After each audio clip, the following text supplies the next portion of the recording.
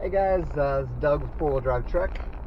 I'm the typical guy from the Pacific Northwest. I started in the car scene kind of back in high school. I started off with drifting and racing at the racetrack.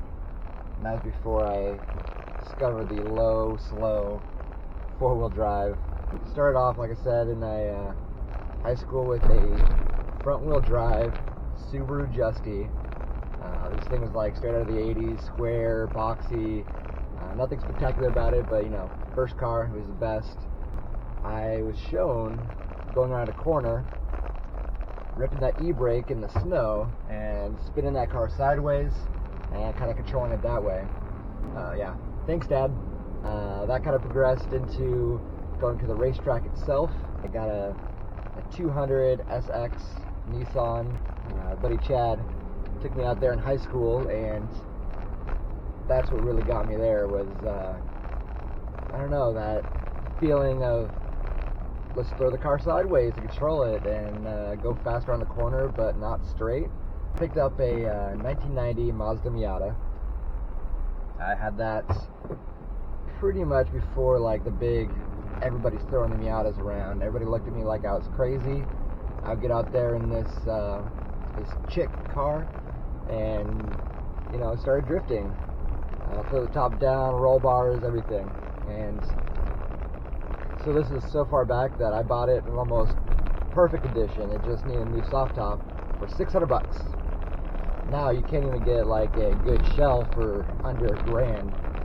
So that drift tax just kills it. Yeah, everybody in that drift scene, I don't care who you are, it's gonna have that whoops moment. So I had mine on the racetrack Friday night, having fun, and it started raining.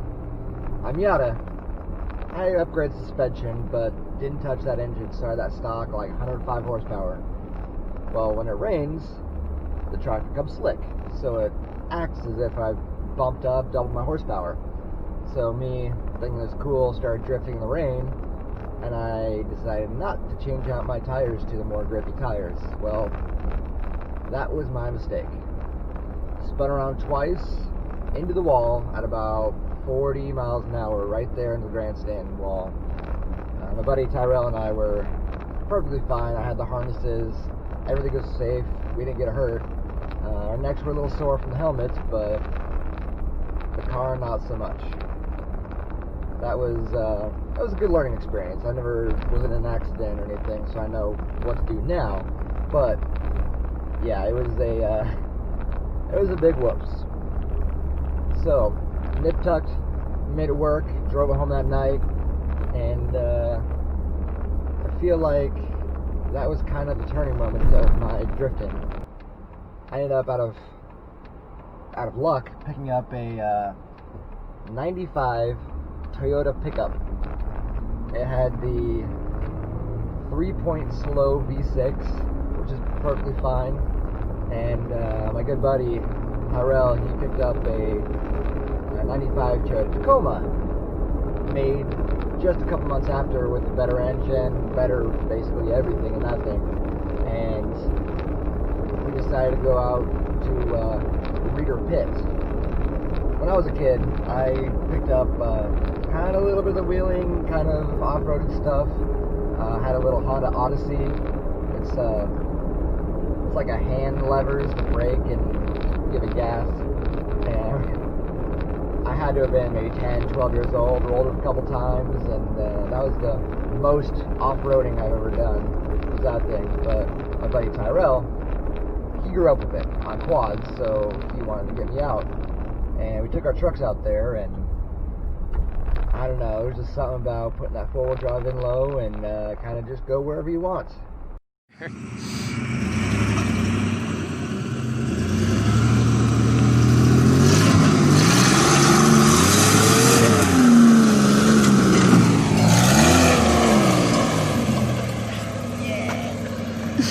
I was hooked. That was the crossover from going to the raceway to going slow and everywhere else I wanted to go. I wasn't limited by where can my car take me. It's more of where do I want to take the car. I still remember this like perfectly in my brain.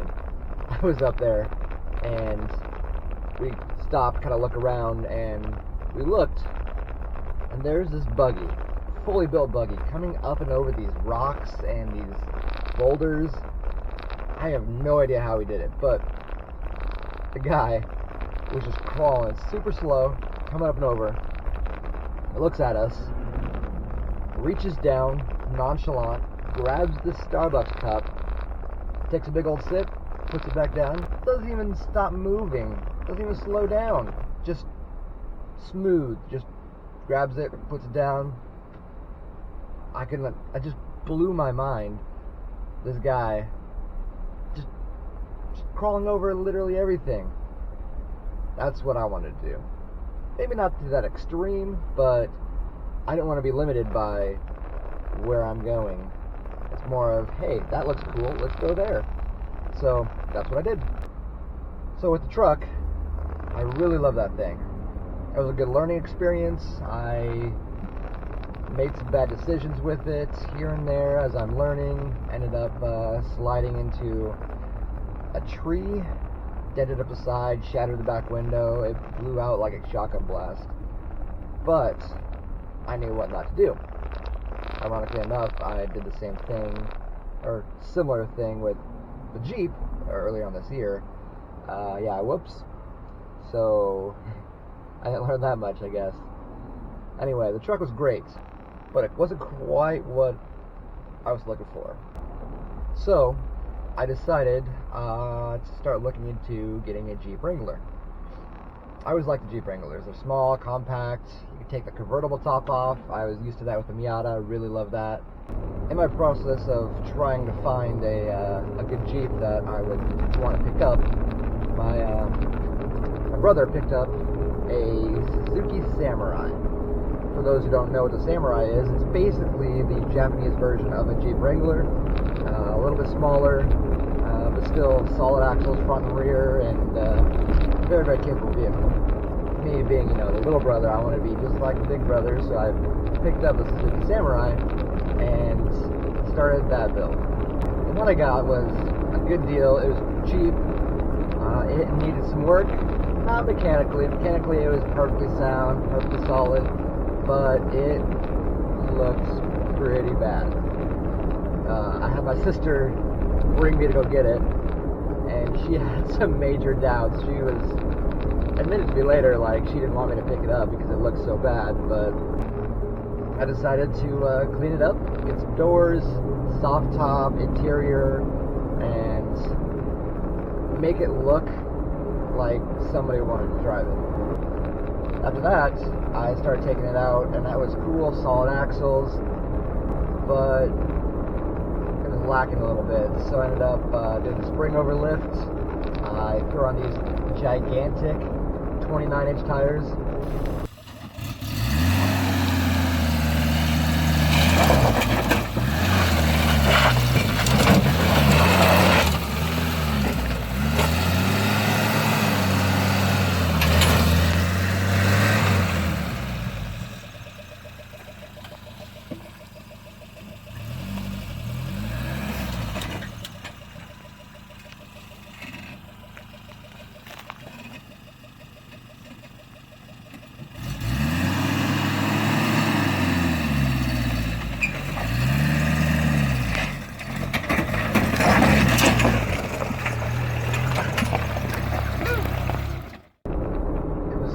Kind of lacking a little bit.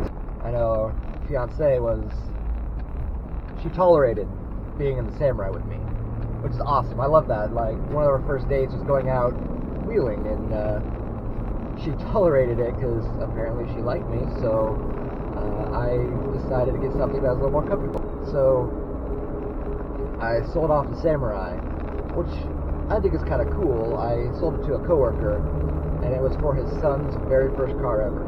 Ended up picking up a 1998 Jeep Wrangler TJ.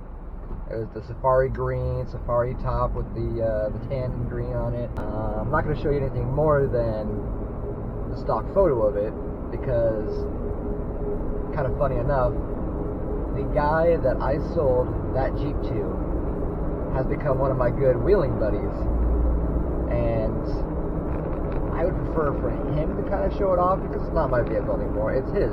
It's his to be proud of, his what he wants to do with it, and so I'll save that for another video.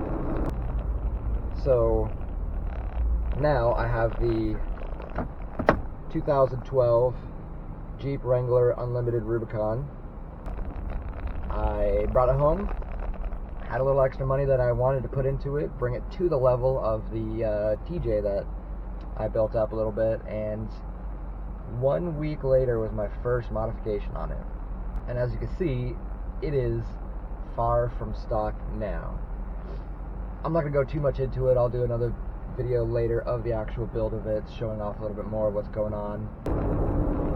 Enough about me. So I went out to Reeder Pit last weekend and met up with a buddy. His name is Victor with Victor Vector JKU.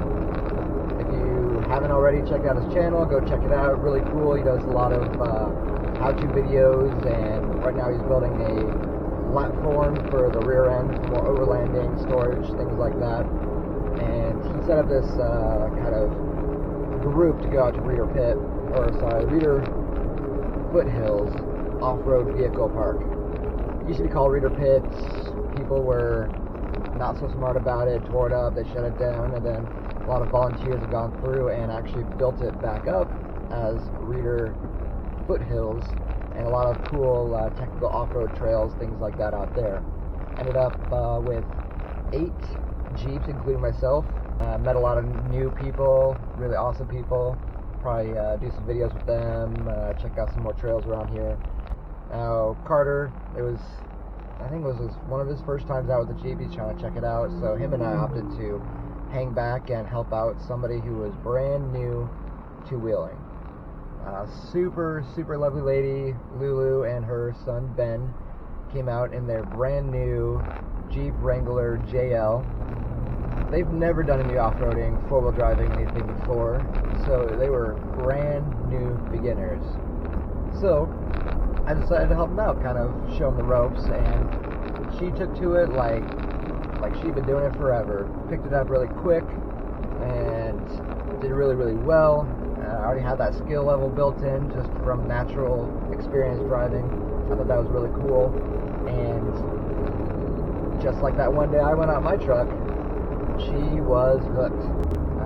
I'll do another video of that here soon, of kind of that day, and I thought that was a lot of fun for me, showing her how to do that, getting her into it, and I thought maybe I could do that for more people. Do it on some videos, and I don't know, if you guys are like me, I am on YouTube probably too much. So, what if I did the same thing, inspire others to enjoy life and get out and see more things, thus the four-wheel drive trek. Started that up, and here I am. Basically, my goal is to bring in that fun. You're looking on YouTube for some entertainment and some knowledge, and hopefully provide that for you. So, thank you for listening in. If you've been stuck with me and listening to me ramble for this whole time in this video, I appreciate that a lot. Maybe you've been watching my channel for a while, and I already have a lot of videos on there, and this is kind of like a throwback to see where I began, or this is the brand new first video you watched, so thank you. Again, I am Doug with Four Wheel Drive Trek, and thank you for watching. See you a little more later.